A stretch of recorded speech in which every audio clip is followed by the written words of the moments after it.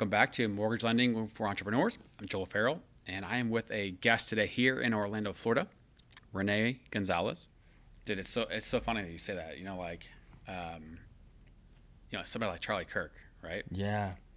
You just never know how much time you have, and Yeah. he puts himself out there in a certain way that most people don't, right? He has maybe some controversial things, but he's out putting himself in groups of people all the time, right? And so you just never know. And me personally, I spent some time doing some work in maybe not the best areas, talking about entrepreneurship content in St. Louis. And, somebody drove by me near a school and had a gun pointed, not at me, but near me. And you start to wonder about things. And so, you just never all know how long you have on this earth. And so there's been some nights where I've thought to myself, I'm just thankful that I have a podcast out there because I believe in some pretty strong things. I believe that income is the pathway for many people to be able to get. If you can build skills, generate income, then you're going to have a shot to try to get ahead. 56% of Americans don't have $1,000 saved. People are struggling.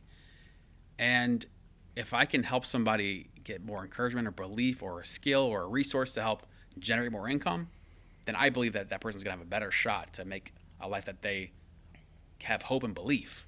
And I think that's what it all comes down to. So to think about a podcast out there, and if I'm not here for whatever reason, knock on wood, that there's something that they can see what I believe in, Yeah.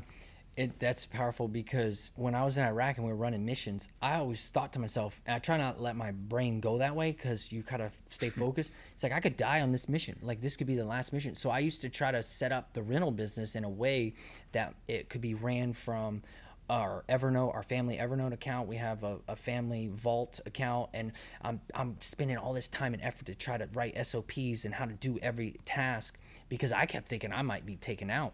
So it's good to embrace the mortality aspect of it, but still carry the forever difference with you because it's a mission. It's something that's going to outlast you. That it motivates you. In worst case scenario, you're taken out, and what you leave behind is this legacy that they can carry the torch. Best case scenario, you get to be here carrying the torch for a long time and teaching and leading them and enjoying the whole thing. Okay, so you've got a 13-year-old?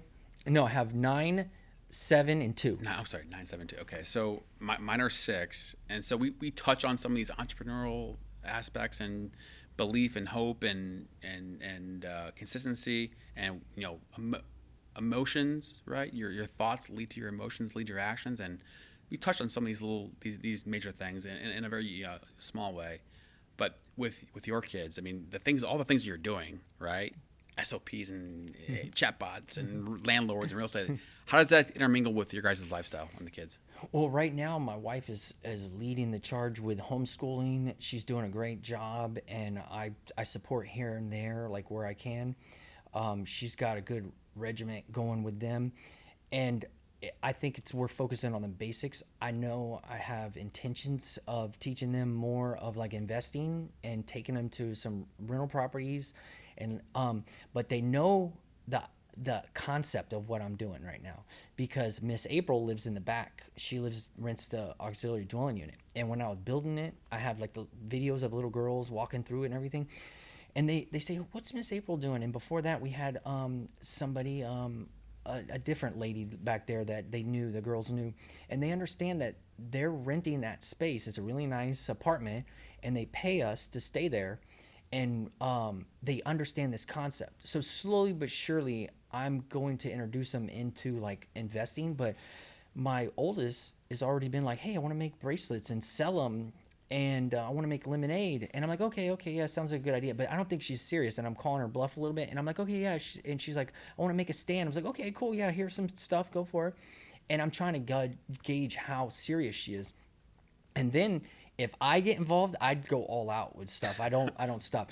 So I would be like putting them on the street corner, the busiest street corner in the neighborhood I can. I'll be out there dancing. I'll say, hey, you have to sell it. You have to sell it. You have to pitch people. You need music. You need to be positive and happy because I was in sales a little bit, and I would try to strive to over deliver.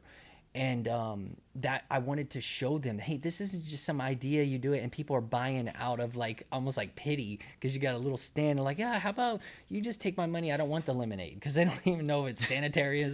So like I was thinking like that. Hey, we need to buy stuff that's sealed, and we need to go to Costco. You need to see the price of this, a Sam's Club or whatever, and now we're gonna have to do the math and divide it. What are you gonna charge? We need ice, so we got to add that to the. So I'm trying to make it more of a reality check. They do mommy time and they do daddy time. When it's mommy time, they cuddle, they hang out, they watch stuff on the iPad, they do something fun. When it's daddy time, we're doing push-ups, sit-ups, we're running, going on bike rides. So it's good for them to see the transition, the difference between us. Yeah, it's good to have both sides of that. From a standpoint of being a landlord, and you mentioned your work in the military and then the contracting work.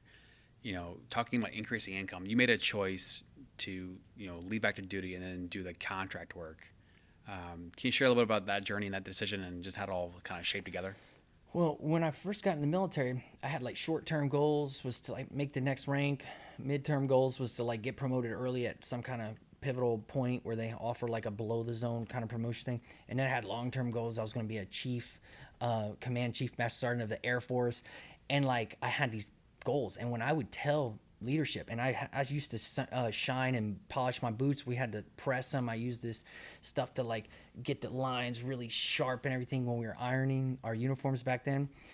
And like I would tell the higher ups, they'd be like, man, you're high speed. You can tell the difference between high speed, different troop and then some kind of dirtbag troop that's got wrinkles and they don't shine their boots. And then when you tell them like your mission and stuff, my goal was to just go all the way. But then I started getting beat down. You have like, leaders that aren't good leaders. You don't get paid that much. My first paychecks were like $700 a month. I lived in the dorms and I had to walk all over the base, go to work carrying my heavy bags and stuff. And like, I didn't like it. I started getting beat down with the reality of like money, And then I got going through senior airman leadership school. I met some guy. His dad is like a private security contractor. He was telling me, he said, hey, you look like you would be a contractor, because I was like really high strung. I was trying to go into the Air Force to be special forces, but I didn't make it. So I ended up being a cop, which is like the easiest kind of combat related thing in the Air Force to get. Well, he hooked me up with his dad. He told me all the pointers, do this, do that, get a passport, apply here, do this and that. And then I got my foot in the door and because I had deployment experience, and I got on these WIPS contracts where it was really strict because you had to have downrange, experience that was very specific to the State Department's mission. And I got my secret security clearance, and as I was getting out, I transitioned over to that, and I was making like $150,000 a year. It was like tax free, but then you got to make sure you hold out your own tax because you're like a contractor. It was weird. Some guys got in trouble with taxes because they spent too much and they didn't withhold or whatever. I had accountants and stuff help me, but I was taking all my money to invest in real estate. They were taking all their money buying toys, like from Harleys to big Raptor trucks that were souped up, going on vacations down to Vegas and stuff. And I was just staying really disciplined. I'm glad I did that earlier on in my life because it set me up later. It's like kind of like sacrifice now so you don't have to sacrifice later kind of thing. Which, I mean, would you say that's probably not the norm of having that mindset? No, it's not the norm.